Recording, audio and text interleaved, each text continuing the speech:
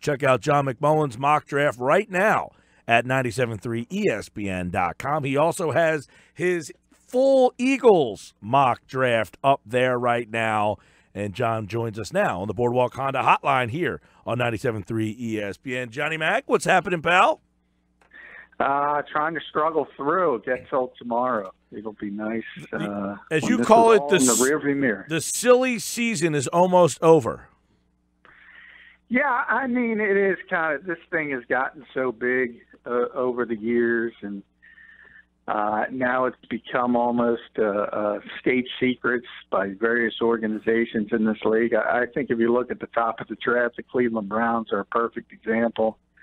I think John Dorsey's having a ball, leaking names, having reporters chase their tails. And, Peter King really was the one who kind of shifted everything nationally towards Josh Allen. Then he sort of reverted back to form this week and went back to Sam Darnold. But Mary Kay Cabot, as I explained, she's probably the most plugged in local reporter in Cleveland. She said Josh Allen.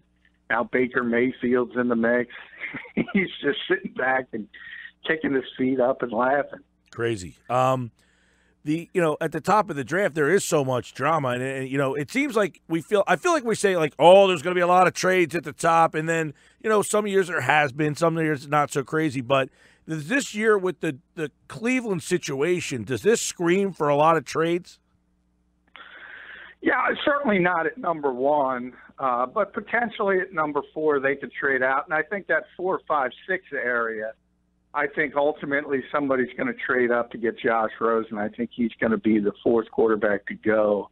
I think somebody's going to go up in that area to get him off the board. And ultimately, I think you're going to have 4 quarterbacks gone in the first 6 picks.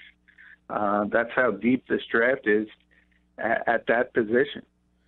Hey, John, one thing is you got the Giants there at number 2. Now, I know we've been kind of talking about the fact that they go quarterback or people think they need a quarterback.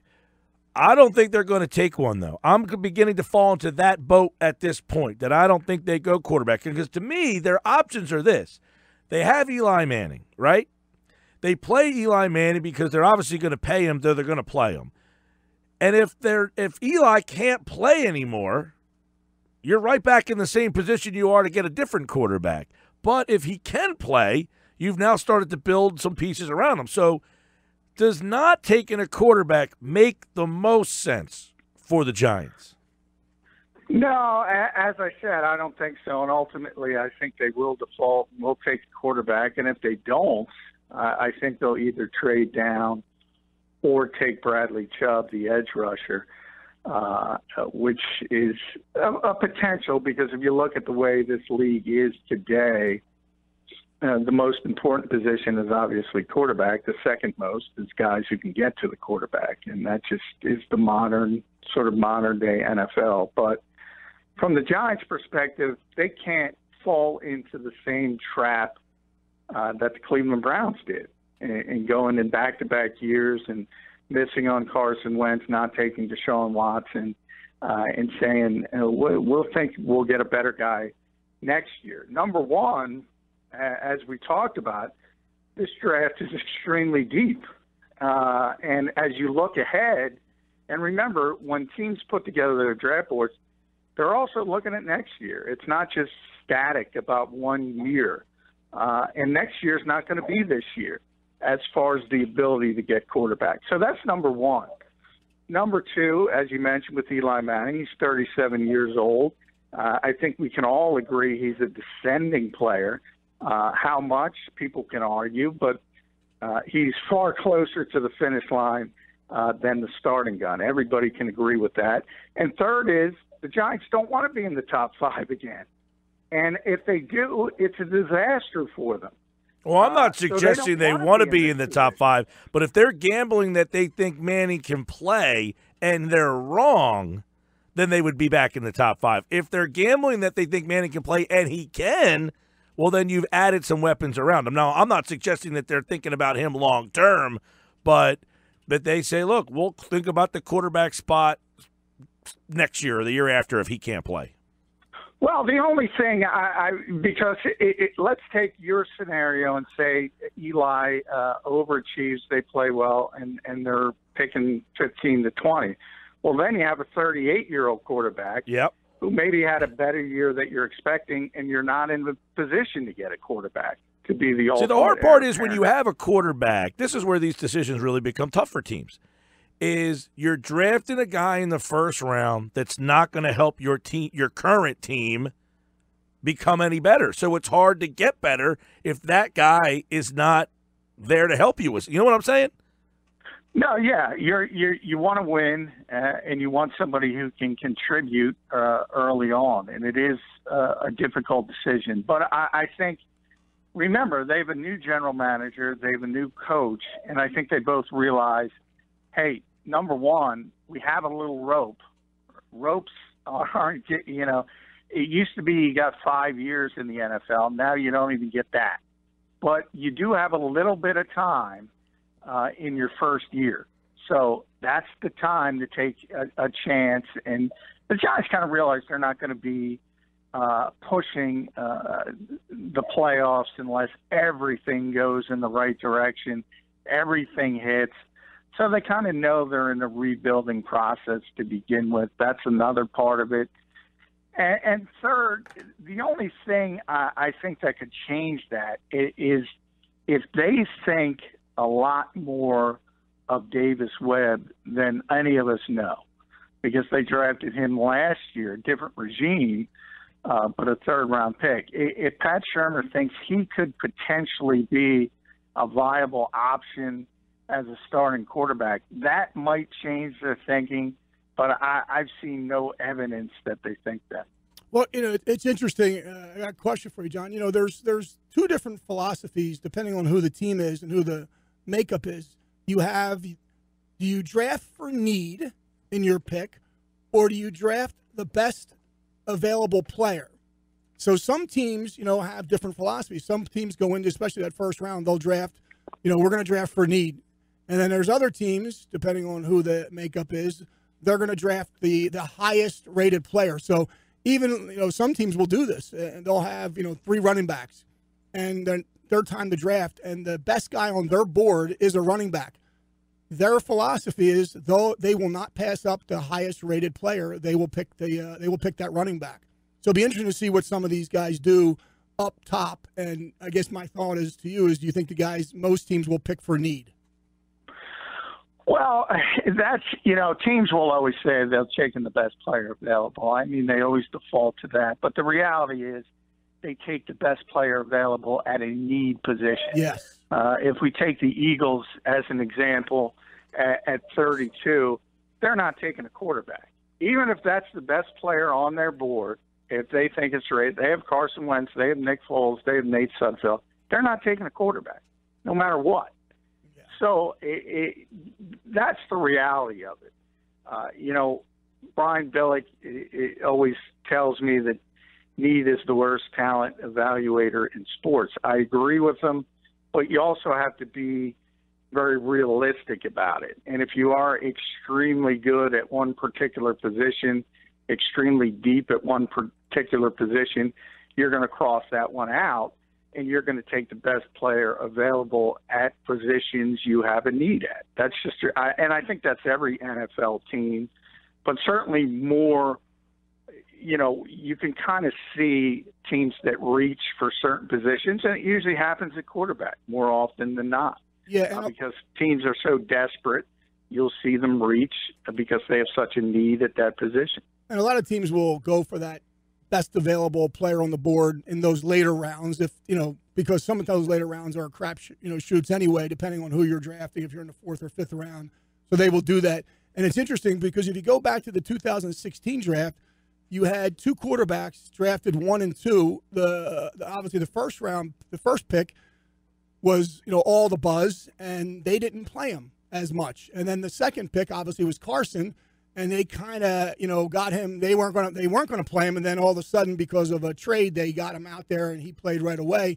And then everybody thought, Goff was a little bit of a bust based on his time that he did play. But as it turned out, they just took it nice and slow with him, and it benefited because then he came back with a tremendous year this year. So some teams will go out there and throw that quarterback, into the fire and say they'll learn that way, and others will potentially draft him and take it, take their time and let him kind of sit there and learn from the sideline.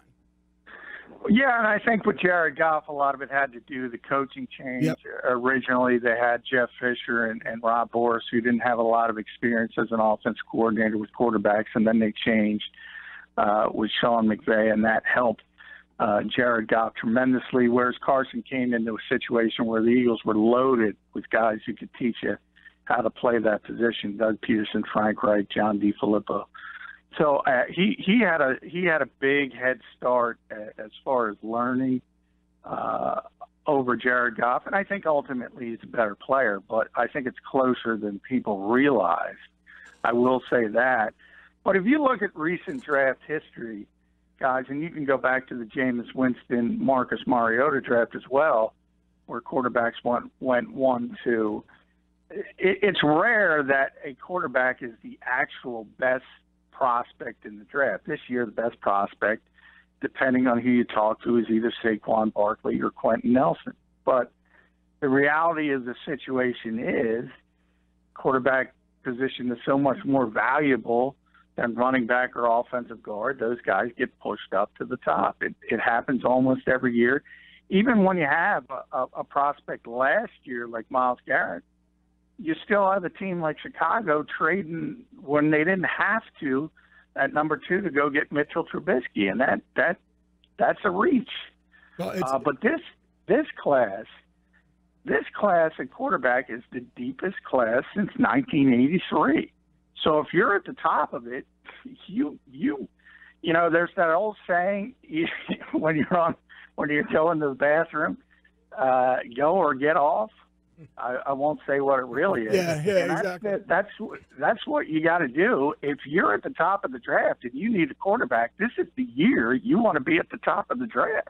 Yep. And I remember when this whole thing with Carson and Goff came out, because of course Goff played at UCLA and had the pedigree.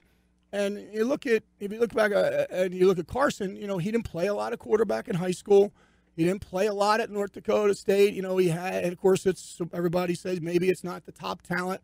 I'll never forget talking to Ron Jaworski. He went out, was part of that workout, and I guess he was a special advisor to Jeffrey Lurie. And he came back and said he is the most talent-ready quarterback that I've ever seen come out of the draft to be able to go and play today. And I don't care that he played, against what they would call, maybe not Division I teams and defenses. This kid can make every throw, and he's going to be a star.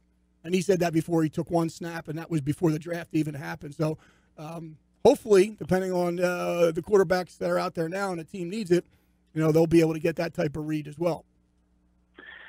Yeah, and the Eagles, behind the scenes, they were telling all us similar things when they drafted Carson Wentz. And, we kind of knew that, at the time, you remember they said they would have been happy with either Goff or Wentz.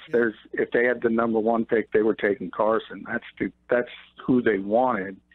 And they were very comfortable that the Rams were going to go get Jared Goff. I think one of the biggest things was as compared to, and forget about the level, the fact that he played in a pro-style offense at North Dakota State. Right. Carson was way ahead of the curve as far as doing things at the line of scrimmage, autonomy at the line of scrimmage, and a lot of these spread quarterbacks, and that's the vast majority of offenses in college football now. They have difficulty with that because they're basically learning it at the college level. Some guys have never taken a snap under center. Everything's out of the gun or the pistol. And they literally have never taken a snap from center. And because of that, there's a larger learning curve. Check out John's mock draft right now at 97.3ESPN.com. He also has a full, not quite 7 rounds because the Eagles don't have 7 rounds worth of picks, but he has every pick he thinks the Eagles will make. That's all right now at 97.3ESPN.com. The draft tomorrow night, and John McMullen will have all the inside information you need right here tomorrow on the Sports Bash. John, thanks a bunch, pal. Hey, thank you, guys. He appeared via the Boardwalk Honda hotline.